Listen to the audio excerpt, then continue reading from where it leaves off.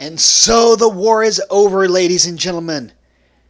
The Americans had fought their way to victory. That fledgling army had managed to pull victory from the jaws of defeat. We had taken 13 colonies that didn't always like each other, and we had fought against the most powerful military on the planet. It was over. Now came talk of peace. Now came talk of a restoration of relations with Great Britain, Europe, and would the United States be recognized among the other nations of the world? At this point in time, a lot of Brits were quite wary of the war.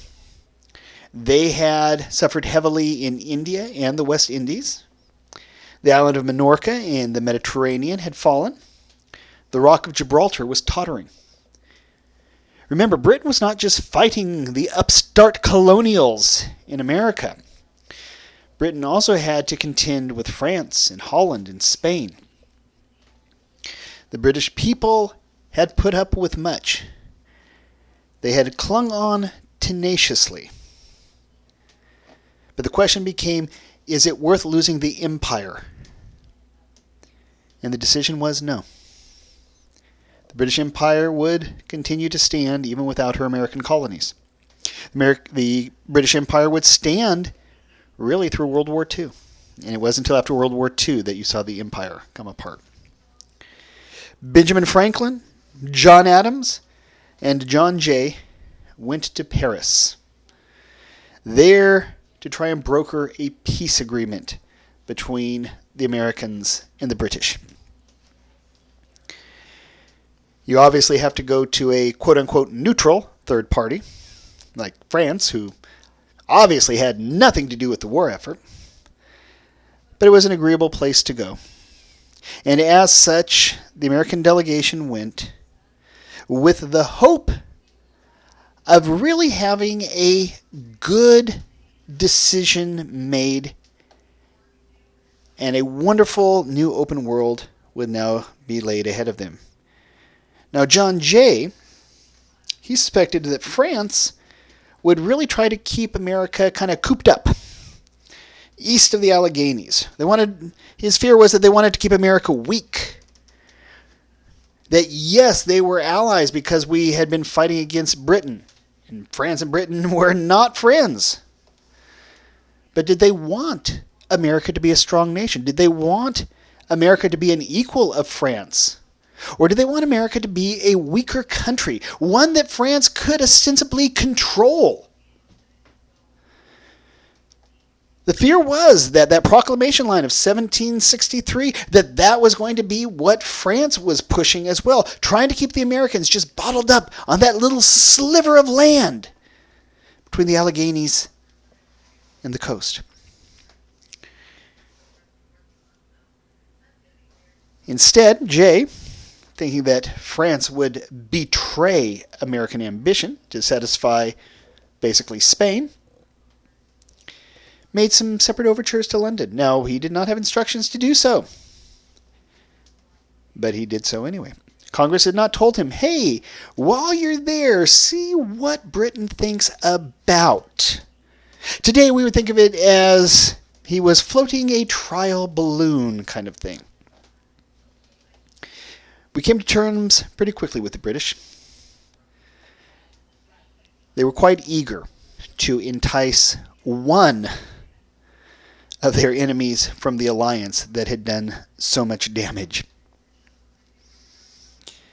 So we were about to have a peace treaty. We were about to be at a point where we could get back to some form of normalized relations with our British cousins. And the result of all these talks was the Treaty of Paris of 1783. Now, in this treaty, you're going to get some very important things. Things that help solidify the fact that the United States was a nation and was a nation here to stay.